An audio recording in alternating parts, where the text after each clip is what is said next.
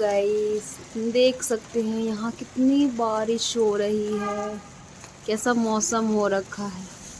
छत पे अभी आई हूँ मैं और बारिश हो रहा है, तब ठंडा मौसम, हवा चल रहा है काफ़ी ज़्यादा और बहुत ज़्यादा बारिश हो रहा है। अब लग रहा है कि 1 जनवरी तक में तो पूरा ठंड बढ़ जाएगी। देख सकते हैं आप लोग, ये दोपहर का 1 बज रहा है और वैसे लग रहा है कि सुबह के टाइम ही है। काफ़ी अंधेरा हो रखा है और मौसम बहुत ज़्यादा वैसा है, ठंड लग रहा है काफ़ी ज़्यादा। देख सकते हैं आप लोग।